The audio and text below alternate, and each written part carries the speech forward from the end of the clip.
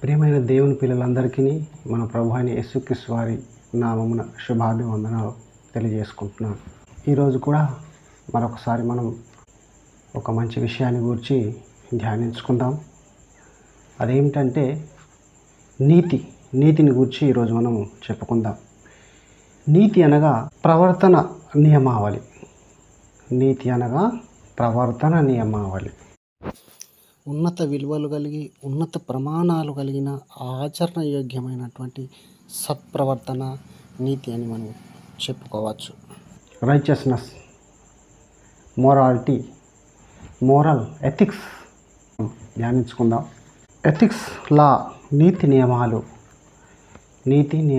నిజాయితీ, గుడ్నెస్ అనేవి ఇక్కడ నీతికి అర్థాలుగా చెప్పుకోవచ్చు. అయితే ఈరోజు మనం నీతిని గురించి, నీతి ఎన్ని రకాలు ఉంటుంది, ఏ నీతి ద్వారా మనం రక్షింపబడదాం, మన జీవితంలో నీతి లేకపోతే మనం రక్షింపబడతామా, అయితే నీతి మనలో ఉన్నట్లయితే అది ఏ రకమైనటువంటి నీతి ద్వారా మనం రక్షింపబడదాం. బైబిల్ గ్రంథం మనకేమని చెప్తుంది నీతిని గురించి అంటే, నీతి రెండు రకాలుగా మనకు పరిచయం చేస్తుంది. మొదటిది ధర్మశాస్త్ర మూలమైనటువంటి నీతి, రెండవది విశ్వాస మూలమైనటువంటి నీతి. ఈ రకంగా మనం చూసుకున్నట్లయితే రెండు విధాలుగా నీతిని మనం పరిచయం చేస్తుంది. కాబట్టి ఏ నీతి ద్వారా రక్షింపబడతాము, మనలో ఏ నీతి నివసించాలి, దేవుడు కోరుకునే నీతి ఏమిటి, దేవుడు ఏ నీతి ద్వారా తను రక్షిస్తూ ఉన్నాడు, ఆ విషయాలన్నిటిని మనం క్షుణ్ణంగా ధ్యానించుకొని అర్థం చేసుకుందాం. ఆ విశ్వాస మూలమైనటువంటి నీతి ఏమిటి, రెండవది అది ఏమని చెబుతున్నది, మూడవది అది ఎక్కడ ఉన్నది. ఈ ప్రశ్నల యొక్క ఆన్సర్స్ మనము బైబిల్ గ్రంథాన్ని తెరిచి ధ్యానించుకుందాం. సరే, ప్రార్థన చేసి ప్రారంభించుకున్నాం.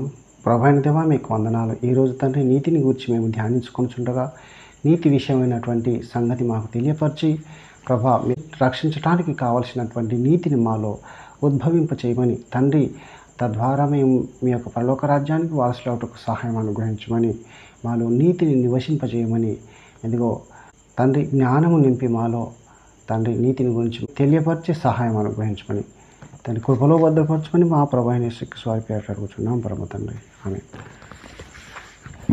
మనము బైబిల్ గ్రంథాన్ని తెరుచుకొని ఇక్కడ నీతిని గురించి మనం ధ్యానించుకుందాం. మొదటిది ధర్మశాస్త్ర మూలమైనటువంటి నీతి, రెండవది యేసుక్రీస్తునందు విశ్వసించడం ద్వారా విశ్వాసమూలమైనటువంటి నీతి. అయితే ఈనాడు చాలామంది క్రైస్తవుల్లో విశ్వాసమూలమైనటువంటి నీతి కనబడట్లేదు, కానీ బోధకులు అనేవారు ధర్మశాస్త్ర సంబంధమైనటువంటి ధర్మశాస్త్ర మూలమైనటువంటి నీతిని కనపరుస్తున్నారు.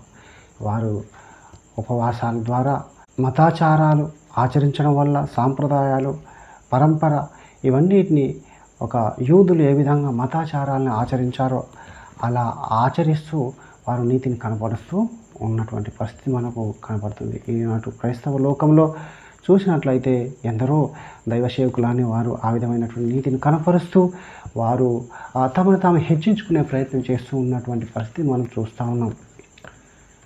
కానీ యేసుక్రీస్తుని నమ్ముకొని నమ్మకం ద్వారా, విశ్వాసం ద్వారా వచ్చేటువంటి నీతిని వారు ఏమాత్రం కనపరచడం లేదు.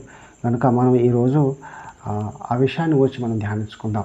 అపోస్తలుడైనటువంటి పౌలు రోమియోలకు రాసినటువంటి పత్రికలో ఆ యొక్క సందర్భాన్ని గురించి మనము చదువుకుందాం. అందులో తెలిసినట్లయితే 10వ అధ్యాయం, రోమాపత్రిక 10వ అధ్యాయం మనం మొదటి నుంచి 10 వచనాల వరకు క్షుణ్ణంగా చదువుకుందాం. మనకు కావలసినటువంటి నీతి విషయమైనటువంటి సంగతి ఇందులో రాయబడి ఉంటుంది. సహోదరులారా, ఇశ్రాయేలీయులు రక్షణ పొందవలనని నా హృదయాభిలాషయో వారి విషయమై నేను దేవునికి చేయి ప్రార్థనయునై ఉన్నవి. అపోస్తలుడైనటువంటి పౌలు ఇశ్రాయేలీయులను గూర్చి ఆయన ఏమంటున్నాడంటే, ఇశ్రాయేలీయులు రక్షణ పొందవలనని నా హృదయాభిలాషయో అంటున్నాడు. వారి విషయమైనటువంటి ఆసక్తి, వారు రక్షణ పొందాలి, వారు దేవుని రాజ్యానికి వారసులు కావాలి, వారు ఎన్నుకోనబడినటువంటి ప్రజలు, వారు దేవునిచే ప్రత్యేకింపబడినటువంటి ప్రజలు అని ఆయన తన హృదయంలో ప్రగాఢమైనటువంటి ఆశని వ్యక్తపరుస్తున్నాడు. వారి విషయమైనటువంటి ఆయన కోరిక హృదయాభిలాషయం అంటున్నాడు. హృదయంలో అభిలషిస్తున్నాడు. వారి విషయమై వారు రక్షణ పొందాలని ఆయన పరితపిస్తున్నాడు. వారి విషయమై నేను దేవునికి చేయి ప్రార్థనయునై ఉన్నవి అంటున్నాడు. ఎల్లప్పుడూ వారు రక్షణ పొందాలి ఇశ్రాయేలీలు అని ఆయన దేవునికి ఎల్లప్పుడూ వారి నిమిత్తమైనటువంటి ప్రార్థన ఆయన చేస్తూ ఉన్నట్టుగా మనకు కనబడుతున్నది. కాబట్టి ఎందుకు వారు రక్షణ పొందాలని చూసుకున్నట్లయితే వారు ఇశ్రాయేలు దేవుడు ఎన్నుకున్నటువంటి ప్రజలే కదా. ఇశ్రాయేలీలు దేవుడు ఏర్పాటు చేసుకున్నటువంటి సొంత జనాంగమే కదా. వారికి రక్షణ అవసరమా అంటే రక్షణ అవసరమని ఇక్కడ మనకు కనపడుతున్నది. వారు రక్షణ పొందవలనని వారి విషయమై నేను దేవునికి చేయి ప్రార్థనయు వారు రక్షణ పొందవలనని నా హృదయాభిలాషయం అంటున్నాడు. కనుక వారి రక్షణ అవసరం వారికి అని ఇక్కడ పౌలు వ్యక్తపరుస్తున్నాడు. ఎందుకంటే వారు ఆచారాలలో నిమగ్నమై ఆచారాలు ఆచరిస్తూ సాంప్రదాయబద్ధంగా వారు జీవిస్తున్నారు. అయినప్పటికీ వారు ఆ జీవితంలో ఆ యొక్క నియమ నిబంధనలు పాటించే క్రమంలో వారు ఎన్నో నియమాలని తప్పుతూ మొదటికి వస్తున్నారు. 10 ఆజ్ఞలు పాటించే క్రమంలో వారు పాటిస్తూనే ఏదో ఒక ఆజ్ఞ అందులోనే తప్పిపోయి మళ్ళీ మొదటికి వస్తున్నారు. అనగా 10 ఆజ్ఞలు ఏది తప్పినా అన్ని ఆజ్ఞలు తప్పినట్టే అని గ్రంథం మనకు గోచరిస్తుంది. కాబట్టి వారు ఈ విధంగా ఆచరించలేకపోతున్నారు, నీతిని పొందుకోలేకపోతున్నారు. ఏ నీతిని కోరుకున్నాడో ఆ నీతిని వారు పొందుకోలేకపోతున్నారు. ఆచారబద్ధమైనటువంటి నియమాలు పాటిస్తే, సాంప్రదాయమైనటువంటి నియమాలు, ఆ యూధ మతాచార సంబంధమైనటువంటి నియమాలు పాటించడం ద్వారా ఏమాత్రం వాళ్ళు నీతిని పొందుకోలేక, దేవుని యొక్క స్థాయికి చేరుకోలేక, దేవుడు ఏ నీతిని అయితే కోరుకున్నాడో ఆ నీతిని వారు సంపాదించుకోలేక దిగజారిపోతూ వారు రక్షణ లేక ఉన్నారని ఇక్కడ అపోస్తలుడైన పౌలు ఆయన వ్యక్తపరుస్తూ, వారు రక్షణ పొందవలనని నా హృదయాభిలాషయు వారి విషయమై నేను దేవునికి చేయి ప్రార్థన ఉన్నవి అని ఆయన ప్రగాఢమైనటువంటి వాంఛ వారి విషయమై కనపరుస్తూ ఉన్నారు. కనుక ఇక్కడ మనం చూసుకున్నట్లయితే రోమపత్రిక 9వ అధ్యాయం 1 నుంచి 3 వచనాలు మనం చదువుకున్నట్లయితే, నాకు బహు దుఃఖమును నా హృదయములో మానని వేదనయు కలవు. క్రీస్తునందు నిజమే చెప్పుచున్నాను, అబద్ధమావట లేదు. పరిశుద్ధాత్మయందు నా మనస్సాక్షి నాతో కూడా సాక్ష్యమిచ్చుచున్నది. సాధ్యమైన ఎడల దేహ సంబంధులైన నా సహోదరుల కొరకు నేను క్రీస్తు నుండి వేరే శాపగ్రస్తుడనై ఉండకూడదును అంటున్నాడు. వారి నిమిత్తమై, వారి రక్షణార్థమై ఒకవేళ నేను శాపగ్రస్తుడుగా ఉండవలసి వస్తే ఆ విధంగానైనా ఉంటానని ఆయన వ్యక్తపరుస్తున్నాడు. తను శాపం పొందినా పర్వాలేదు కానీ ఇశ్రాయేలు రక్షింపబడాలని ఆయన కోరుతూ ఉన్నాడు. ఎందుకు ఇశ్రాయేలు రక్షింపబడాలని కోరుతూ ఉన్నాడంటే, వారు నియమ నిబంధనలు పాటిస్తూ ధర్మశాస్త్ర సంబంధమైన మతాచారాలలో మునిగి తేలుతూ ఆ యొక్క దేవుడు కోరుకున్నటువంటి నీతిని వారు పొందుకోలేకపోతున్నారు. వారు రక్షింపబడలేకపోతున్నారు. కనుక వారి రక్షణార్థం శాపగ్రస్తుడై క్రీస్తుని వేరైపోయినా పర్వాలేదు ఆయన ప్రగాఢమైనటువంటి ఒక ఆశాభావాన్ని వ్యక్తపరుస్తున్నాడు. వారి రక్షణార్థమై ఎంత పరితపిస్తున్నాడు. ఈనాడు చూసుకున్నట్లయితే ప్రజల యొక్క రక్షణార్థమై సేవకులు అనే వారి యొక్క విధానం ఏ విధంగా ఉన్నదంటే ఇంతటి తపన కనబడతలేదు. కనుక ఇశ్రాయేలీల పట్ల ఆయనకు శ్రద్ధ కనబడుతున్నది. 1 కొరింథీ 9వ అధ్యాయం 20 నుంచి 22 వరకు చూసుకుందాం మనం. ఆయనను ధర్మశాస్త్రం లేని వారిని సంపాదించుకున్నట్టు ధర్మశాస్త్రం లేని వారికి ధర్మశాస్త్రమును లేని వారి వలె ఉంటిని, బలహీనులను సంపాదించుటకు బలహీనులకు బలహీనుడనైతిని. ఏ విధము చేతనైనా కొందరిని రక్షింపవాలని అందరికీ అన్ని విధముల వాడనై ఉంటిని అంటున్నాడు. ఆయన యొక్క మనసు ఎలా ఉందంటే అందరినీ రక్షించాలి, బలహీనులను రక్షించడానికి బలహీనుడుగా ఉంటున్నాను అంటున్నాడు. ధర్మశాస్త్రం లేని వారిని సంపాదించుకోక ధర్మశాస్త్రం లేని వారి వల్లనే ఉంటిని అని ఆయన అంటున్నాడు. యేసుక్రీస్తు బాధ్యత అయితే ఆయనకు అప్పగించాడో ఆ బాధ్యతలు నెరవేర్చడానికి ఆయన తన ప్రాణాన్ని సైతం లెక్క చేయకుండా అతను ఆ విధంగా రక్షణ కార్యాన్ని జరిగించాలని ఆయన వ్యక్తపరుస్తున్నాడు.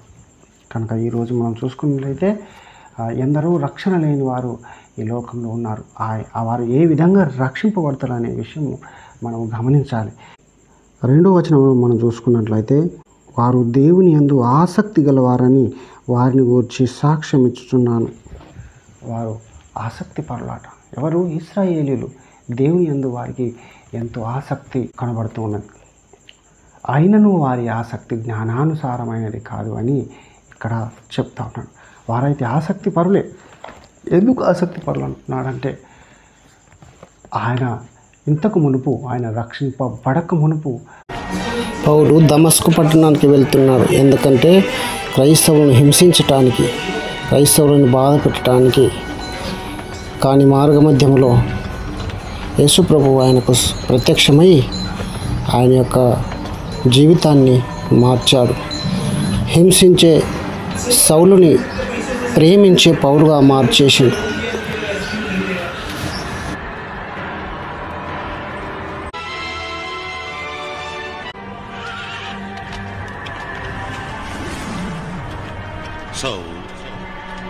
సౌల్, నన్నెందుకు ఇలా హింసిస్తున్నావు సౌల్? ఎవరు నువ్వు? నేను యేసు. నువ్వు నన్ను బాధిస్తున్నావు. పైకి లే, ఈ డమాస్కస్ పట్టణంలోకి ప్రవేశించు. అప్పుడు నువ్వేం చేయాలో నీకే తెలుసు. యేసు అతన్ని పంపాడు. నువ్వు ఆయన చేత ఎన్నుకోబడ్డావు. ఎన్నుకోవడమా?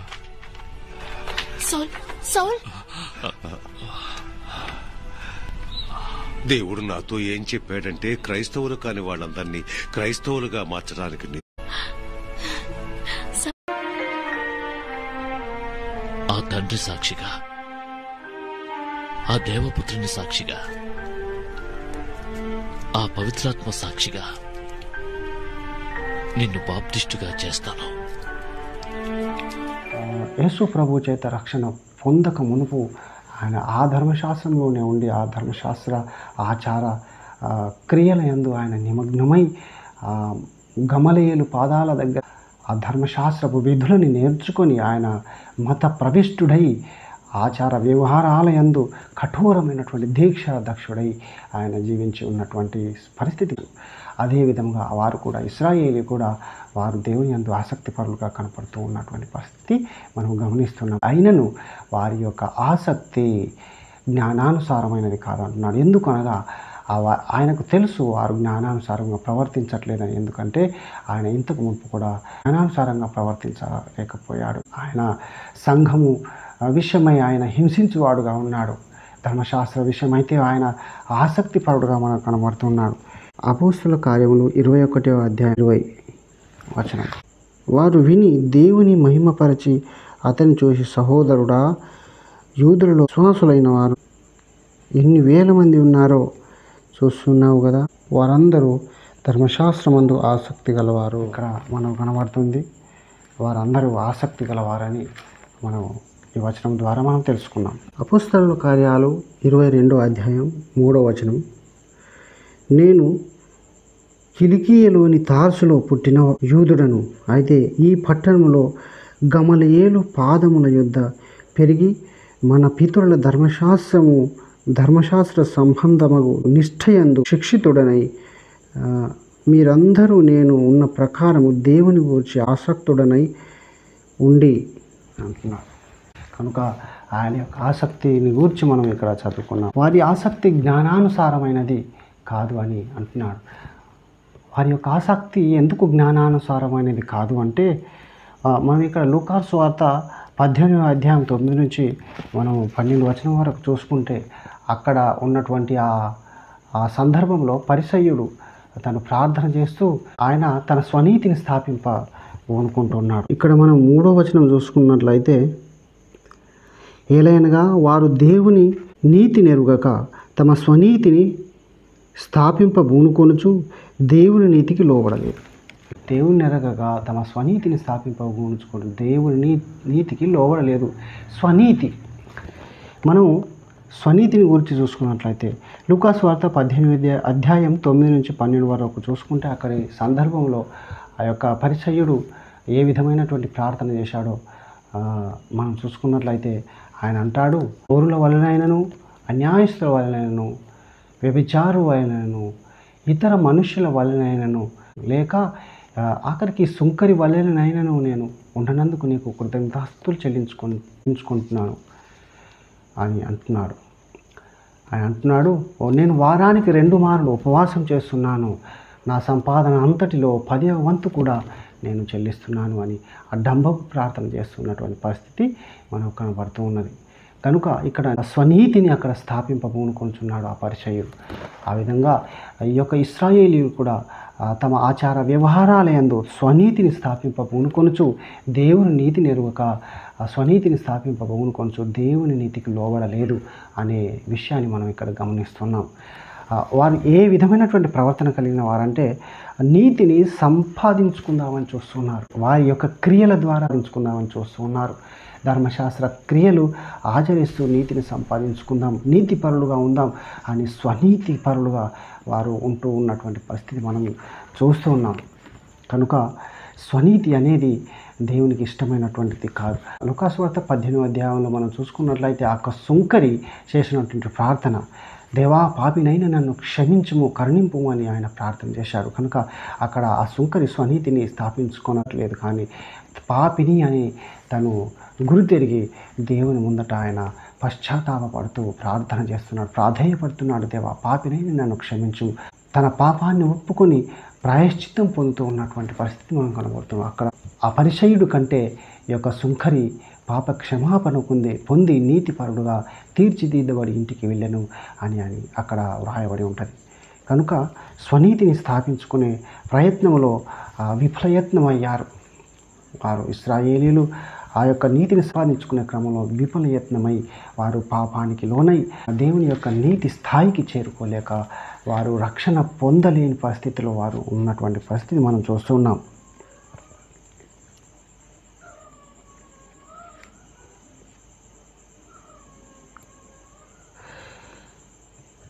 ఈ గలతీ పత్రిక 3వ అధ్యాయం 24వ వచనంలో కూడా ఉంటుంది, విశ్వసించు ప్రతివానికి నీ నీతి కలుగుండకై క్రీస్తు ధర్మశాస్త్రమునకు సమాప్తి అయ్యున్నాడు. నీతి కొరకు వారు తమ ఆచార వ్యవహారాలయందు వారు నిమగ్నమై ఉన్నారు. నీతిని సంపాదించుకున్నామని ధర్మశాస్త్ర క్రియలకు బద్దులై వారు ఆచార వ్యవహారాలలో సాంప్రదాయాలలో వాళ్ళు మునిగి తేలుతూ నీతిని సంపాదించుకోలేకపోతూ ఉన్నాడు. స్వనీతి దేవునికి ఇష్టమైనటువంటి నీతి కాదు. ఈ విధంగా మనుషులు నీతిపరులుగా తీర్చబడలేరు, దేవుని రాజ్యానికి వారసులు కాలేరు అని ఉద్దేశంతో ఆయన పరలోకము విడిచి భూలోకానికి వచ్చి ఆయన మానవ శరీరధారిగా ఆయన అవతరించి సర్వమానవాళి పాప పరిహారార్థమై తను బలియాగమయ్యాడు. కనుక ఆయన ఏమంటున్నాడు, విశ్వసిస్తారో విశ్వసించు ప్రతి వానికిని మన కొరకై ఏదైతే దేవుడు రక్షణ కార్యాన్ని చేసిండో ఆ రక్షణ కార్యాన్ని విశ్వసించే ప్రతి వానికిని నీతి కలుగుటకై ఆయన ఏదైతే ధర్మశాస్త్ర సంబంధమైనటువంటి క్రియల మూలంగా రక్షింపబడదామని ఇశ్రాయేలు చూస్తున్నారో ఆ యొక్క క్రియలన్నిటినీ ఆయన సమాప్తి చేస్తూ ధర్మశాస్త్రమునకు సమాప్తి అయి ఉన్నాడు, ధర్మశాస్త్రమునకు నివృత్తి అయి ఉన్నాడు, ధర్మశాస్త్రమునకు పరిష్కారం కనుగొన్నాడు, ధర్మశాస్త్రమునకు స్వస్తి చెప్పేశాడు. ఇక బిడ్డ, మీరు ఈ ధర్మశాస్త్ర క్రియల ద్వారా మీరు రక్షణ పొందలేరు, మీరు స్వనీతిని స్థాపిస్తూ ఉన్నటువంటి పరిస్థితి నేను చూశాను కనుక తద్వారా మీరు రక్షణ పొందలేరు. కనుక ఎవరైతే ఈ యొక్క యేసు ప్రభు చేసినటువంటి కార్యాన్ని విశ్వసిస్తారో, ఆయన మన కొరకు చనిపోయి తిరిగి లేపబడ్డాడు, ఒక కార్యాన్ని విశ్వసిస్తారో విశ్వసించు ప్రతి వానికి నీతి కలుగుటకై ఆయన ధర్మశాస్త్రమునకు సమాప్తి అయి ఉన్నాడు. ఇక్కడ మనం చూసుకున్నట్లయితే యోహాను సువార్త 3వ అధ్యాయం 16వ వచనంలో దేవుడు లోకమును ఎంతో ప్రేమించను కాగా ద్వితీయ కుమారుని యందు విశ్వాసముంచు ప్రతి వాడును నశింపక నిత్య జీవం పొందినట్లు ఆయనను అనుగ్రహించను. దేవుడైతే ఏ ఒక్కరు కూడా నశించిపోకుండా ఉండాలని చెప్పి ఆ యేసు ప్రభుని తన ద్వితీయ కుమారుడుగా పుట్టినటువంటి యేసు ప్రభుని ఈ లోకానికి ఆయన సమర్పించాడు, ఈ లోకానికి అప్పగించాడు. కనుక విశ్వసించు ప్రతి వానికి నీతి కలుగుటకు, విశ్వసించు ప్రతి వాడును నశింప నిత్య జీవం పొందుటకు ఆయనను అనుగ్రహించును. దేవుడైతే యేసు ప్రభుని మన కొరకు అనుగ్రహించాడు, మనం విశ్వసించాలని. ఏ ప్రాసెస్ జరిగింది, మనం విశ్వసించే క్రమంలో ఏ ప్రాసెస్ జరగాలి అంటే దేవుడు మన కొరకు ఎవరైతే ఆయనను విశ్వసిస్తారో వారందరికీ రక్షణ కలగాలి, ఎవ్వరూ నశించిపోవద్దని చెప్పి దేవుడు యేసు ప్రభువును మనకు అనుగ్రహించినాడు, ధర్మశాస్త్రమునకు సమాప్తి అయి ఉన్నాడు. ధర్మశాస్త్ర క్రియల మూలంగా ఏ మనుషుడును రక్షణ పొందలేడు, విశ్వాసం ద్వారానే రక్షణ పొందుతాడు. నీతిమంతుడు విశ్వాసం మూలంగా జీవించునని బైబిల్ గ్రంథం మనకు స్పష్టంగా బోధిస్తున్నది. హబక్కూకు 2:4 మనం చూస్తాం, విశ్వసించు ప్రతి వాడును రక్షణ పొందుతాడని, విశ్వాసం మూలంగా నీతి కలుగుతుందని. కనుకని యేసు ప్రభు మన కొరకు బలియాగమయ్యాడు. అందుకని అపోస్తలుడైన పౌలు చెప్తున్నాడు, విశ్వసించు ప్రతి వానికి నీ నీతి కలుగుటకై. ఒకవేళ బిడ్డ నువ్వు విశ్వసిస్తావా అయితే నీకు కలుగుతుంది, ఇతరులు విశ్వసిస్తారా వాళ్ళకు కూడా నీతి కలుగుతుంది. నీతి కలగడం ద్వారా మనం రక్షణ పొందుతాం. ఏ నీతి? అది విశ్వాస మూలమైనటువంటి నీతి. రోమా పత్రిక 3:20-22 మనం చదువుతాం. ఏలయనగా ధర్మశాస్త్ర సంబంధమైన క్రియల మూలముగా ఏ మనుష్యుడును ఆయన దృష్టికి నీతిమంతుడని తీర్చబడడు. ధర్మశాస్త్ర క్రియల మూలంగా ఏ మనుషుడు నీతిమంతుడుగా తీర్చబడడు. ఎందుకంటే వాటన్నిటిని మనిషి అనేవాడు పాటించలేకపోతున్నాడు. ఒక 10 ఆజ్ఞలు ఉంటే అందులో 9 ఆజ్ఞలను పాటించి ఒక ఆజ్ఞ పాటించకపోతే అన్నీ పాటించినట్లే అని బైబిల్ మనకు గోచరిస్తుంది. కాబట్టి ప్రతి మనిషి ఆచరించే క్రమంలో ధర్మశాస్త్ర క్రియల మూలముగా ఏ మనుష్యుడును రక్షింపబడడు అని ఇక్కడ మనము స్పష్టంగా తెలుసుకుంటూ ఉన్నాం. ధర్మశాస్త్రం వల్ల పాపమనగా ఎటిదో తెలియబడుచున్నది. ఇట్లుండగా ధర్మశాస్త్రమునకు వేరుగా దేవుని నీతి బయలుపరచబడుచున్నది. ఇక్కడ ఏమని చెప్తున్నాడు? ధర్మశాస్త్రమునకు వేరుగా, ధర్మశాస్త్ర క్రియలకు వేరుగా దేవుని నీతి బయలుపరచబడుచున్నది అని చెప్తున్నాడు. దానికి ధర్మశాస్త్రమును ప్రవక్తలను సాక్ష్యమిచ్చుచున్నారు. ధర్మశాస్త్రమునకు వేరుగా దేవుని నీతి బయలుపరచబడుచున్నదట. ఆ ధర్మశాస్త్రమునకు వేరుగా బయలుపరచబడుచున్నటువంటి నీతిని మనం పొందుకున్నట్లయితే రక్షింపబడతామని చెప్తూ ఉన్నాడు. ధర్మశాస్త్ర సంబంధమైన క్రియల మూలంగా ఏ మనుషుడు రక్షింపబడలేని ధర్మశాస్త్రం మనకు స్పష్టంగా గోచరిస్తూ ఉన్నది. అది యేసుక్రీస్తునందలి విశ్వాస మూలమైనదై. అక్కడ అంటున్నాడు, యేసుక్రీస్తునందలి విశ్వాస మూలమైనదై. అది ఆ నీతి విశ్వాస మూలమైనదట. దేవుడు మనకు అనుగ్రహించేటువంటి నీతి యేసుక్రీస్తునందలి విశ్వాస మూలమైనదై నమ్ము వారందరికీ కలుగు దేవుని నీతి అయి ఉన్నది. ఆ నీతి దేవుని నీతి అయి ఉన్నది. నమ్ము వారందరికీ కలుగు దేవుని నీతి, ధర్మశాస్త్ర మూలమైనటువంటి నీతి కాదు. కనుకనే నమ్ము వారందరికీ కలుగు దేవుని నీతి అయి ఉన్నది అన్నాడు. కాబట్టి మనం నమ్మటం ద్వారా విశ్వాస మూలమైనటువంటి నీతి ద్వారానే మనం రక్షించబడతాం. కానీ ఏ ధర్మశాస్త్ర క్రియల మూలం కూడా మనం రక్షింపబడలేమని ఇక్కడ స్పష్టంగా మనం తెలుసుకుంటా ఉన్నాం. మనం మరొక వచనాన్ని చదువుకున్నట్లయితే గలతీ 3:24. కాబట్టి మనం విశ్వాస మూలమున నీతిమంతులమని తీర్చబడినట్లు క్రీస్తునొద్దకు మనలను నడిపించుటకు ధర్మశాస్త్రం మనకు బాలశిక్షకుడు ఆయను. ధర్మశాస్త్రం మనకు బాలశిక్షకుడు ఆయనని ఇక్కడ గోచరిస్తూ ఉన్నది. కనుక ధర్మశాస్త్రము బాలశిక్షకుడే, కానీ రక్షించుటకు సరిపోనటువంటి యొక్క విషయం మనం చూస్తున్నాం. కనుక ఆచార వ్యవహారాలయందు నిమగ్నమైపోయినటువంటి ఆనాటి యూదులు రక్షింపబడలేదు, ఆనాటి ఇశ్రాయేలీయులు రక్షింపబడలేదు. కానీ విశ్వాసమూలమైనటువంటి నీతిని పొందుకోవడం ద్వారా రక్షింపబడతాని కూడా యొక్క మనం వచనాల ద్వారా మనం స్పష్టంగా తెలుసుకుంటూ ఉన్నాం. యేసు ప్రభు ధర్మశాస్త్రమును సమాప్తి చేసేశాడు, ధర్మశాస్త్రమును నెరవేర్చాడు. ధర్మశాస్త్రమును ఆయన అంటాడు, నేను కొట్టివేయుటకు రాలేదు కానీ ధర్మశాస్త్రమును నెరవేర్చుటకే వచ్చానని ఆయన అంటాడు.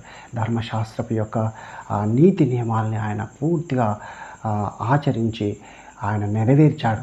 గనుకనే ఆయన నెరవేర్చే ధర్మశాస్త్రం ఫుల్ఫిల్ చేసేసాడు, ధర్మశాస్త్రమును ఆయన సమాప్తి చేసేసాడు. కనుక ఆయన దేవుడు ఏ నీతి ఆయన కోరుకుంటాడో ఆ నీతికి ఆయన పాత్రుడుగా ఉన్నాడు. కనుకనే ఆయన మనల్ని రక్షించుటకు పాత్రుడు. కనుక ధర్మశాస్త్ర మూలంగా వచ్చేటువంటి నీతి మనల్ని రక్షించలేదని ఇక్కడ స్పష్టంగా మనం తెలుసుకుంటున్నాం. 5వ వచనంలో చూసుకున్నట్లయితే ధర్మశాస్త్ర మూలమగు నీతిని నెరవేర్చేవాడు దాని వలననే జీవించునని మోషే రాయిచున్నాడు. ఇక్కడ మనకు ఈ విధంగా ధర్మశాస్త్ర సంబంధమైనటువంటి ధర్మశాస్త్ర మూలమగు నీతి మనకు కనబడుతున్నది. కానీ ఆ నీతి మనల్ని రక్షించలేదని ఇక్కడ స్పష్టంగా మనకు తెలుస్తున్నది. కాబట్టి మనల్ని రక్షించేది విశ్వాస మూలమైనటువంటి నీతి. ఇక్కడ లూకాసు వార్త 10వ అధ్యాయం 27-28 వచనంలో చూసుకున్నట్లయితే అక్కడ నిన్ను వలె నీ పొరుగు వారిని ప్రేమించమని ఉంటుంది. కనుక ఆ యేసు ప్రభు అంటాడు, అలాగు చేయము జీవించదవు అని అక్కడ చెప్తాడు. కనుక ధర్మశాస్త్రం మూలమగు నీతి ద్వారా జీవించేవాడు, నీతిని నెరవేర్చేవాడు దానివల్లనే జీవించునని ఇక్కడ మనకు స్పష్టమవుతున్నది. గలతీ 3:12 కూడా ఉంటుంది. అయితే మనం చూసుకున్నట్లయితే అబ్రహాము ధర్మశాస్త్రమును కలిగి ఉన్నాడా? ఆయన ఏ విధంగా నీతిమంతుడుగా తీర్చబడ్డాడు అని చూసుకున్నట్లయితే అబ్రహాము దేవుని నమ్మెను, అది అతనికి నీతిగా ఎంచబడినని ఇక్కడ మనం తెలుసుకుంటా ఉన్నాం. కనుక నమ్మకం ద్వారానే వచ్చే నీతి రక్షిస్తుంది. అది నీతిగా ఎంచబడను, దేవుని నమ్మిన కనుక అది నీతిగా ఎంచబడను. ఇక్కడ ఆ నీతి, ఆ నమ్మకం ద్వారా విశ్వాస మూలమైనటువంటి నీతి మనల్ని రక్షిస్తుందని చెప్తున్నాడు. ఆ సందర్భాన్ని చూసుకున్నట్లయితే రోమా పత్రిక 4:13 ఉంటుంది. అతడు లోకమునకు వారసుడు వాగునను వాగ్దానము అబ్రహామునకైనను అతని సంతానమునకైనను ధర్మశాస్త్ర మూలముగా కలగలేదు, విశ్వాస మూలము వలన నీతి మూలముగానే కలిగను అని ఇక్కడ చెప్తా ఉన్నాడు. అది ధర్మశాస్త్ర మూలముగా కలగలేదు కానీ విశ్వాస మూలముగానే ఆయనకు ఆ నీతి కలిగింది. రోమా పత్రిక 9:30-32 కూడా మనకు ఉంటుంది. అన్యజనులు ఏ విధంగా రక్షింపబడ్డారు, విశ్వాస మూలమైనటువంటి నీతి ద్వారా అన్యజనులు రక్షింపబడ్డారని ఇక్కడ మనం చూస్తున్నాం. అయితే విశ్వాసము ఎలా వస్తుంది? మనం విశ్వసించాలి కదా. వినుట వలన విశ్వాసం వస్తుంది. ఆ వినుట దేవుని గురించిన, యేసు ప్రభువుని గురించిన మాట వలన కలుగుతుంది. కనుక వినుట వలన విశ్వాసం కలుగుతుంది. ఆ విశ్వసించడం ద్వారానే మనకు నీతి కలుగుతుంది. ఆ నీతి మనల్ని రక్షిస్తుంది. విశ్వాస మూలమైనటువంటి నీతి, ఆ యొక్క నీతికి మూలం విశ్వాసం. ఆ విశ్వాసానికి మూలం యేసు ప్రభు యొక్క మాట. బైబిల్ గ్రంథం అది పూర్తిగా దేవుని యొక్క మాట అని మనం చూస్తున్నాం. కనుక దేవుని మాటని మనం నమ్మడం ద్వారా మనకు విశ్వాసం వస్తుంది. ఆ విశ్వాసం ద్వారా మనకు నీతి కలుగుతుంది. ఆ నీతి ద్వారా మనము రక్షింపబడతాం. వినుట వలన విశ్వాసం కలుగుతుంది, విశ్వాసం ద్వారా నీతి కలుగుతుంది, నీతి ద్వారా రక్షణ కలుగుతుంది అని ఈ యొక్క ప్రక్రియ, ఈ యొక్క ప్రాసెస్ మనకు కనబడుతున్నది. కనుక వినుట యేసు ప్రభువుని గురించిన మాట వలననే కలుగుతుంది. ఈనాడు మనం చూసుకున్నట్లయితే దేవుడు మన కొరకు ఆ యేసు ప్రభువుని ఈ లోకానికి అప్పగించాడు. లోకమును ఎంతో ప్రేమించాడు. ఆయన ప్రేమించి తన అద్వితీయ కుమారుడుగా పుట్టిన వాని యందు విశ్వాసముంచు ప్రతి వాడును నశింపక నిత్య జీవం పొందినట్లు, ఎవరైతే ఆయన యొక్క కుమారుని యందు, అద్వితీయ కుమారుడు, ఆయన ఏకైక కుమారుడు, జనదీక కుమారుడు యందు విశ్వాసం ఎవరైతే ఉంచుతారో, ఆయన మన కొరకు బలియాగమయ్యాడు. నా పాపాల కొరకు బలియాగమయ్యాడు, నా శాపముల కొరకు బలియాగమయ్యాడు, నా అతిక్రమముల కొరకు బలియాగమయ్యాడు. ఆయన నా కొరకు తన ప్రాణం పెట్టాడు. శిలువలో ఆయన రక్తం కార్చాడు. ఆయన నా కొరకు ప్రాణత్యాగం చేశాడని ఎవరైతే ఆయనని నమ్ముతారో వారందరూ నశింపక, ఒక్కరు కూడా నశింపక నిత్య జీవం పొందుటకు ఆయనను అనుగ్రహించిండు. మనం 4వ వచనం చూసుకున్నట్లయితే విశ్వసించు ప్రతి వానికి నీతి కలుగుటకై అంటాడు. విశ్వసించు ప్రతి వానికి నీతి కలుగుటకై ధర్మశాస్త్రములకు సమాప్తి ఆయను. ఇక్కడ దేవుడైతే యేసు ప్రభుని మనకు అనుగ్రహించాడు. ఆ యేసు ప్రభు ధర్మశాస్త్రం యొక్క విధులని, ధర్మశాస్త్రం యొక్క ఆచారాలని, ధర్మశాస్త్ర సంబంధమైనటువంటి నియమాల్ని సమాప్తి చేసేశాడు, అనగా నెరవేర్చాడు. ఈ యొక్క ధర్మశాస్త్ర నీతిని నెరవేర్చిన వారు ఇంతవరకు ఏ ఒక్కరు కూడా లేదు, యేసు ప్రభు తప్ప. ఆయనే నెరవేర్చాడు. నెరవేర్చిన వారు నీతిమంతుడు. కనుక ఆయన మనకు శరణ్యం, ఆయనే మనకు గత్యంతరం, ఆయనే మనకు రక్షణార్థం. కనుక యేసు ప్రభువుని నమ్ముకోవడం ద్వారా మనకు నీతి కలుగుతుంది. ఆ నీతి మనల్ని రక్షిస్తుంది. రోమపత్రిక 4:24 చూసుకుందాం. మృతులలో నుండి లేపిన వాని యందు విశ్వాసముంచిన మనకును ఎంచబడినది. ఆయన మృత్యుంజయుడయ్యాడు. ఆయన మృతుల లోకం నుండి ఆయన లేచాడు. మరణాన్ని గెలిచి తిరిగి లేచాడు, మృత్యుంజయుడయ్యాడు. ప్రకటన గ్రంథము 1:18 కూడా ఉంటుంది. హెబ్రీ పత్రిక 13:20 కూడా ఆయన తిరిగి లేచాడని ఉంటుంది. గొర్రెల గొప్ప కాపరి అయిన యేసు అను మన ప్రభువును నిత్యమైన నిబంధన సంబంధముకు రక్తమును బట్టి మృతులలో నుండి లేపిన సమాధానకర్తయగు దేవుడు, మృతులలో నుండి లేపిన సమాధానకర్తయగు దేవుడు అన్నాడు. ఆయన మృత్యుంజయుడై తిరిగి లేచాడు. నీ కొరకు నా కొరకు తన ప్రాణాన్ని శిలువ పైన ధారపోసి, తన రక్తాన్ని ధారపోసి తను మరణించాడు. ఆ మరణపు లోకము ఆయనను బంధించి ఉంచుట అసాధ్యం కనుక ఆయన తిరిగి లేచాడు. ఆయన పాపరహితుడు, ఆయన పవిత్రుడు, పరిశుద్ధుడు, నిర్దోషి, నిష్కల్మషుడు, పాపులలో చేరక ప్రత్యేకముగా ఉన్నటువంటి వాడు. ఆయన పాపులలో చేరలేదు కనుక ఆయన ప్రత్యేకముగా ఉన్నాడు. కనుక ఆ ప్రత్యేకముగా ఉన్నటువంటి ఆయన యందు మనం విశ్వాసం ఉంచడం ద్వారా, ఆయన నా కొరకు చనిపోయి తిరిగి లేచాడు, నా కొరకు తన ప్రాణం పెట్టాడు అని నువ్వు నమ్మడం ద్వారానే నీకు నీతి కలుగుతుంది. ఆ నమ్మకం ద్వారా నీతి కలిగినటువంటి నీతి నిన్ను రక్షిస్తుంది. ఏ నీతి కూడా నిన్ను రక్షించలేదు బిడ్డ. నువ్వు ఉపవాసాలు ఉంటూ రక్షణ పొందాలని చూస్తున్నావా? అది అసాధ్యం. నువ్వు దశమ భాగాలు ఇస్తూ ఆచార వ్యవహారాల క్రియలందు నువ్వు చురుకుగా పాల్గొని తద్వారా నువ్వు నీతి పొందాలని చూస్తున్నావా? అయితే నువ్వు రక్షణ పొందలేవు. కనుక నమ్మడం ద్వారానే ఆ విశ్వాస మూలమైనటువంటి నీతి నేను రక్షిస్తుంది. కానీ ధర్మశాస్త్ర మూలమైనటువంటి నీతి నేను రక్షించలేదు. కనుక బిడ్డ, ఈరోజు నువ్వు చూసుకో, ఏ రకమైనటువంటి నీతిని నువ్వు అవలంబిస్తున్నావు, ఏ రకమైనటువంటి నీతి నీడలో నువ్వు బ్రతుకుతున్నావు, అది నువ్వు పరిశీలన చేసుకో. అయితే విశ్వాస మూలమగు నీతి ఇలాగ చెప్తున్నది. ధర్మశాస్త్ర సంబంధమైన నీతిని నెరవేర్చువాడు దాని వలన జీవించునని మనం చదువుకున్నాం కదా. విశ్వాస మూలమగు నీతి ఇలాగ చెప్తున్నది అంటున్నాడు. ఏం చెప్తున్నది? విశ్వాస మూలమగు నీతి ఏది? విశ్వాస మూలమగు నీతి ఎక్కడ ఉంటుంది? విశ్వాస మూలం మగు నీతి మనం రక్షిస్తుందా అనే ప్రశ్నలు మనం వేసుకున్నట్లయితే, విశ్వాస మూలమగు నీతి ఇలాగ చెప్పుచున్నదని ఆయన అంటున్నాడు. అది ఏమని చెప్పుచున్నది? విశ్వాస మూలమగు నీతి ఇలాగ చెప్పుచున్నది. అది ఏమని చెప్పుచున్నది? పూర్వము నీ యొద్దను, నీ నోటను, నీ హృదయంలో ఉన్నది. అది మేము ప్రకటించు విశ్వాస వాక్యం. ఎక్కడ ఉంటుంది అంటే, నీ యొద్దను, నీ నోటను, నీ హృదయమందు ఉన్నది. అది మేము ప్రకటించే విశ్వాస వాక్యం. మేము ప్రకటిస్తూనే ఉన్నాం, దాని గురించి చెప్తూనే ఉన్నాం. బిడ్డలారా, నమ్మండి, యేసుప్రభు మీ కొరకు చనిపోయాడు. ఆయన పాపరహితుడుగా ఉండి ఆయన నీ కొరకు ప్రాణాన్ని అర్పించి బలియాగమై శిలువలో తన రక్తాన్ని కార్చి నిన్ను విడిపించడానికి ఆయన శ్రమపడ్డాడు. నిన్ను విడిపించడానికి అవమానపడ్డాడు. నిన్ను విడిపించడానికి, నిన్ను రక్షించడానికి ఆయన కొరడా దెబ్బలు తిన్నాడు. ఆ విధంగా ఆయన అవమానానికి గురి అయ్యాడు. ఆయన మొహం పైన ఉమ్మి వేయబడ్డది.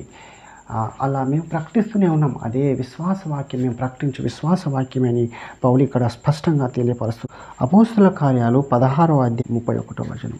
అందుకు వారు, ప్రభు అయిన యేసునందు విశ్వాసముంచము, అప్పుడు నీవును నీ ఇంటి వారును రక్షణ పొందుదని చెప్పాను. ఇక్కడ ప్రభు అయిన యేసునందు విశ్వాసం ఉంచమని ఆయన ఆ విశ్వాస వాక్యాన్ని ఇక్కడ ప్రకటిస్తూ ఉన్నాడు. అందుకే ఆయన అంటున్నాడు, మేము ప్రకటించు విశ్వాస వాక్యమే, అది నీ యొద్దను, నీ నోటను, నీ హృదయంలోనూ ఉన్నది. కనుక మేము ప్రకటిస్తూ వస్తున్నటువంటి ఆ విశ్వాస వాక్యము, నీ కొరకు నా కొరకు ఆయన చనిపోయాడు, ఆయనని నమ్ము, ఆయనను విశ్వసించు, అదే నీకు రక్షణార్థమై అదే నీకు నీతి కలిగించి నేను రక్షిస్తుందని చెప్తూ వస్తూ ఉన్నటువంటి పరిస్థితి మనం చూస్తూ ఉన్నాం. రోమపత్రిక 1వ అధ్యాయం 16 నుంచి 17 చూద్దాం. 1వ అధ్యాయం 16-17 చూసుకున్నట్లయితే, సువార్తను గూర్చి నేను సిగ్గుపడువాడను కాను, ఏలైనగా నమ్ము ప్రతి వానికి, మొదట యూదునికి గ్రీసు దేశస్థునికి కూడా రక్షణ కలగజేయుటకు అది దేవుని శక్తి అయి ఉన్నది. ఇక్కడ ఏమంటున్నాడు? దేవుని శక్తి అయి ఉన్నది అంటాడు. నమ్ము ప్రతి వానికి, ఎవరెవరైతే ఆయన నమ్ముతలో ఆ నమ్ము ప్రతి వానికి నీ రక్షణ కలగజేయుటకు దేవుని శక్తి అయి ఉన్నది. నువ్వు నమ్ముట నీ వలన అయితే నమ్మువానికి సమస్తము సాధ్యం అన్నట్టు నీ పని విశ్వసించడం, నీ పని విశ్వసించడం ద్వారా నీకు నీతి కలుగుతుంది. ఎవరిని విశ్వసించాలి అని అంటే, ఇక్కడ ఎందుకైనా నీతిమంతుడు విశ్వాస మూలముగా జీవించునని వ్రాయబడిన ప్రకారము, విశ్వాస మూలముగా అంతకంతకు విశ్వాసము కలుగునట్లు దేవుని నీతి దాని యందు బయలుపరచునది. అంతకంతకు విశ్వాసం కలుగజేయుటకు దేవుని నీతి దాని యందు బయలుపరచపరుచున్నది. ఇక్కడ ధర్మశాస్త్ర మూలమైనటువంటి నీతి నిన్ను రక్షించలేదు. ధర్మశాస్త్ర క్రియలను ఆచరించేవాడు దాని వలనే జీవించడని చెప్తున్నాడు కదా. దేవుని నీతి దాని యందు బయలుపరచబడుచున్నది అంటున్నాడు. దేని యందు? విశ్వాసం ద్వారా, విశ్వసించడం ద్వారా ఆ దేవుని నీతి దాని యందు బయలుపరచదు. దేవుని నీతి నువ్వు పొందుకున్నావంటే నువ్వు రక్షింపబడ్డట్టే. కనుక అది నమ్ము ప్రతి వానికి రక్షించుటకు దేవుని శక్తి అయి ఉన్నది అంటున్నాడు. దేవుని శక్తి, యేసు ప్రభువు చనిపోయాడు నీ కొరకు, ఆయన బలియాగమయ్యాడు, ఆయన తిరిగి లేచాడని నువ్వు నమ్మడం ద్వారా నువ్వు రక్షింపబడతావు. అది సిలువను గూర్చిన వార్త అది నశించిపోతున్న వారికి వెర్రితనము, కానీ పడుచున్న మనకు దేవుని శక్తి అయి ఉన్నది అని. దేవుని శక్తిని నమ్మడం ద్వారా దేవుడు నిన్ను రక్షిస్తాడు. అదేమని చెప్తున్నదని చెప్పి ఆ వాక్యం నీ యొద్దను నీ నోటను నీ హృదయంలోనూ ఉన్నది, అది మేము ప్రకటించే విశ్వాస వాక్యం అని పౌలు బోధిస్తున్నాడు. 9వ వచనంలో అదేమనగా యేసు ప్రభు అని నీ నోటితో ఒప్పుకొని దేవుడు మృతులలో నుండి ఆయనను లేపెనని నీ హృదయమందు విశ్వసించిన యెడల నీవు రక్షింపబడదువో. యేసు ప్రభు అని నీ నోటితో ఒప్పుకోవాలి. దేవుడు ఆయనను మృతులలో నుండి లేపాడని నీ హృదయమందు విశ్వసించిన యెడల నీవు రక్షింపబడదువో అంటున్నాడు. ఆ ప్రాసెస్ ఏంటంటే, నీ లోకమును ఆయన ఎంతో ప్రేమించను కాగా ఆయన తన అద్వితీయ కుమారుడుగా పుట్టిన వాని యందు విశ్వాసముంచు ప్రతి వాడును నశింపక అంటున్నాడు. ఎవరైతే ఆయన మన కొరకు ఆయన పుట్టాడో, మన కొరకు ఆయన అనుగ్రహించాడో, ఆ అనుగ్రహించినటువంటి యేసుక్రీస్తునందు విశ్వసిస్తే నశింపక నిత్య జీవం పొందుతామని యోహాను సువార్త 3:16 ఉంటాడు. నశింపక నిత్య జీవం పొందుతామంటాడు. నిత్య జీవం, యుగ యుగాలు బ్రతికి యుగ యుగాలు దేవునితో గడిపేటువంటి జీవితం. విశ్వసిస్తే రక్షింపబడతారు బిడ్డ. విశ్వాసం మూలమున నీకు నీతి కలుగుతుంది. ఎలాగనగా నీతి కలుగునట్టు మనుష్యుడు హృదయమందు విశ్వసించును, రక్షణ కలుగునట్లు నోటితో ఒప్పుకొను అని చెప్తున్నాడు. విశ్వసించాలంటే నువ్వు వినాలి. వినుట ఈ క్రీస్తుని గురించిన మాట వలన కలుగుతుంది. క్రీస్తుని గురించిన మాట ఎవరైతే నీకు చెబితే వింటావో, వినటం ద్వారా విశ్వాసం కలుగుతుంది. ఆ విశ్వసిస్తే నువ్వు రక్షణ పొందుతావు. ఎవరైతే విశ్వసిస్తారో వారందరికీ నీతి కలుగుటకై ఆ ధర్మశాస్త్రమునకు సమాప్తి అయి ఉన్నాడు. ధర్మశాస్త్రం ఇక నీకు వర్తించదు, ఏమాత్రము వర్తించదు. కేవలం నువ్వు పాపిని ప్రభువా అని ఒప్పుకోవడం ద్వారా, పాపిని ప్రభువా నేను పాపిని అని నువ్వు దేవుని ముందర నువ్వు ఒప్పుకొని క్షమాపణ కోరితే, పశ్చాత్తాపడితే, పాపినైన నన్ను క్షమించమని ఆ సొంకరి ఏ విధంగా ప్రార్థన చేసిండో ఆ విధంగా నువ్వు పాపాన్ని ఒప్పుకొని పశ్చాత్తాపడడం ద్వారా నువ్వు రక్షింపబడతావు. కేవలం విశ్వసించడం ద్వారా ఇవన్నీ అంతా జరుగుతుంది. కాబట్టి ఈ యొక్క ప్రాసెస్ విశ్వాస మూలమైనటువంటి నీతి కనుక ఆ నీతిని నేను రక్షిస్తుంది. రోమాపత్రిక 8:34 నీతిమంతులుగా తీర్చువాడు దేవుడే, శిక్ష విధించువాడెవడు? నీతిమంతులుగా తీర్చువాడు దేవుడే. నీకు శిక్ష విధించటానికి ఎవరి వశం కూడా కాదు. ఈ లోకంలో నువ్వు ఇంతకు మునుపు జీవితము జీవించావా? ఆ జీవితాన్ని బట్టి ఎవరైనా శిక్ష విధించాలనుకుంటే ఆ శిక్ష విధించేవాడు ఎవడు? నువ్వు యేసు ప్రభు దగ్గరికి వచ్చి శరణు కోరితే నిన్ను శిక్షించేవాడు ఎవడూ లేడు. దేవుడిని నీ నీతిమంతుడుగా తీర్చనై ఉండగా నిన్ను శిక్షించేవాడు ఎవడుంటాడు? నేను ఇలా ప్రవర్తించాను, ఆ విధంగా జీవించాను, నేను దొంగని, నేను వ్యభిచారిని, నేను నరహంతకుని అని నువ్వు కుంగిపోకూడదు. ఆత్మ న్యూనతా భావంతో పాపపు ఆలోచనలో ఉండకూడదు. కానీ నువ్వు దేవుని నమ్మి ఆయన నీ కొరకు చనిపోయాడు, నీ కొరకు ప్రాణం పెట్టాడు, నీ కొరకు బలియాగమయ్యాడు, నీ కొరకు తను అవమానం పొందాడు, నీ కొరకు తను ఒకటి తక్కువ 40 దెబ్బలు తిని ఆయన ఉమ్మివేతలకు గురయ్యాడు. ఆయన మొహం పైన ఉమ్మివేయబడ్డది, ఆయన ఈవీపు నాగలి చాల లెక్క దున్నబడ్డది. ఆయన ఎంతో కష్టాన్ని ఓర్చుకున్నాడు నీ కొరకే. అలాంటప్పుడు నువ్వు ఆయన నమ్మడం ద్వారా నువ్వు రక్షణ పొందుతావు. శిక్ష విధించువాడెవడు? నీతిమంతుడుగా తీర్చువాడు దేవుడే. దేవుడు నేను నీతిమంతుడుగా తీర్చన ఉండగా శిక్ష విధించువాడెవడు అని అంటున్నాడు. ఇంకా 1 కొరింథీ 12:3 చూసుకుందాం. అందుచేత దేవుని ఆత్మ వలన మాట్లాడు వాడెవడును యేసు శాపగ్రస్తుడని చెప్పడనియు, పరిశుద్ధాత్మ వలన తప్ప ఎవడును యేసు ప్రభు అని చెప్పలేడనియు నేను నీకు తెలియజేయుచున్నాను. పరిశుద్ధాత్మ నీలోనికి రమ్మని నువ్వు ఆహ్వానించాలి. పరిశుద్ధాత్మ ద్వారా నువ్వు యేసు ప్రభు అని చెప్తావు. యేసు ప్రభు అని నీ నోటితో ఒప్పుకొని నీ హృదయమందు విశ్వసించడలా ఆయన దేవుడు యేసు ప్రభుని లేపని నీ హృదయమందు విశ్వసించడలా నువ్వు రక్షింపబడతావు అని మనకు వాక్యం సెలవిస్తున్నది. హెబ్రీ పత్రిక 3వ అధ్యాయం 12వ వచనం. సహోదరులారా, జీవము గల దేవుని విడిచిపోవునట్టి విశ్వాసం లేని దుష్ట హృదయం మీలో ఎవని అందైనను ఒకవేళ ఉండునేమో అని జాగ్రత్తగా చూసుకోండి. విశ్వాసము లేని దుష్ట హృదయం నీలో ఉన్నదా బిడ్డ? ఉన్నట్లయితే నువ్వు జాగ్రత్తగా చూసుకో. అలాంటి హృదయం నీలోనికి రానియకు. విశ్వాసం లేని దుష్ట హృదయం నీలోనికి వస్తే అది దేవుని నువ్వు నమ్మటానికి ఆస్కారం. విశ్వాస మూలమైన నీతి ఏమిటి అని మనం ప్రశ్నించుకున్నట్లయితే అది 8వ వచనం ఉంటుంది. అది మేము ప్రకటించు విశ్వాస వాక్యమే. అపోస్తలుల కార్యాలు 16వ అధ్యాయం 31వ వచనం. రోమాపత్రిక 1వ అధ్యాయం 16-17లో ఆ యొక్క విశ్వాస వాక్యం ఉంటుంది. అది ఏమని చెప్పుచున్నది? రోమాపత్రిక 10వ అధ్యాయం 9వ వచనం. అదేమనగా, యేసు ప్రభుని నీ నోటితో ఒప్పుకొని దేవుడు మృతులలో నుండి ఆయనను లేపనని నీ హృదయమందు విశ్వసించిన యెడల నీవు రక్షణ పొందుతావు. అది ఎక్కడ ఉన్నది? వాక్యము నీ యొద్దను, నీ నోటను, నీ హృదయంలోనూ ఉన్నది. అది మేము ప్రకటించే విశ్వాస వాక్యం అని చెప్తున్నాడు. మనం ఇక్కడ 3 ప్రశ్నలకు సమాధానాన్ని కనుగొన్నాం కనుక అది మేము ప్రకటించే విశ్వాస వాక్యమే. ఆ విశ్వాస వాక్యం నీ యొద్దను, నీ నోటను, నీ హృదయమందు ఉన్నది. అదేమనగా, యేసు ప్రభువుని నీ నోటితో ఒప్పుకొని దేవుడు మృతులలో నుండి ఆయనను లేపనని నీ హృదయమందు విశ్వసించనేలా నీవు రక్షణ పొందు అని ఇక్కడ చెప్తున్నాడు. కనుక నువ్వు రక్షణ పొందాలంటే నువ్వు ఆయనను విశ్వసించాలి.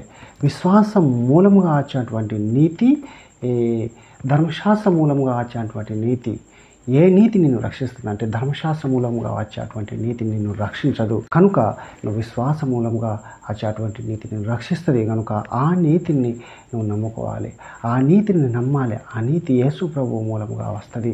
ఆయనని మృతులలో నుండి దేవుడు లేపనని నువ్వు నమ్మడం ద్వారా కలుగుతుంది. కనుక ఆ నీతిని నువ్వు ఆస్పదం చేసుకొని ఆ నీతి ద్వారా జీవించ, ఆ నీతి నిన్ను రక్షిస్తుంది అని మనకు బైబిల్ గ్రంథం స్పష్టంగా బోధిస్తుంది. నమ్ము ప్రతి వానికి నీతి కలుగుటకై ధర్మశాస్త్రమునకు సమాప్తి అయి ఉన్నాడు యేసు ప్రభువు. నమ్ము ప్రతి వాడును నశింపక నిత్య జీవం పొందినట్లు ఆయనను అనుగ్రహించనని మనకు స్పష్టంగా తెలుస్తున్నది. కనుక నమ్ము ప్రతి వాడును నశింపక ఉండటానికి నువ్వు జాగ్రత్త పడు. నీతిమంతుడు విశ్వాసమూలముగా జీవించునని మనం ఇక్కడ తెలుసుకున్నాం. కనుక ఇంతటి యొక్క వచనాన్ని మనం ముగించుకున్నాం, ప్రార్థన చేస్తున్నాం. ప్రభా, మీకు వందనాలు. ఇంతవరకు మమ్మల్ని కాపాడి తండ్రి ఈ యొక్క వచనాన్ని మాకు బయలుపరిచినందుకు మీకు వందనాలు. విశ్వాస మూలమైనటువంటి నీతి మమ్మల్ని రక్షిస్తుందని ఇక్కడ మాకు వివరించినందుకు తండ్రి, ఆ యొక్క వాక్యాన్ని విన్న వీరందరూ రక్షణ పొందుటకు సహాయం అనుగ్రహించమని, దుష్ట హృదయం, విశ్వాసం లేని దుష్ట హృదయం వారిలో ఉన్నట్లయితే ప్రభా, ఇప్పుడు ఈ క్షణమే వారిలో నుండి అది దుష్ట హృదయాన్ని తీసివేసి విశ్వాస మూలమైనటువంటి నీతిని వారి హృదయంలో నింపమని, విశ్వాసపు హృదయం వారిలో దయచేయమని ప్రభా యేసుక్రీస్తు వారి పేరిట అడుగుచున్నాను పరమ తండ్రి. ఆమేన్. దేవుడు మిమ్మల్ని దీవించునుగాక. ఆమేన్.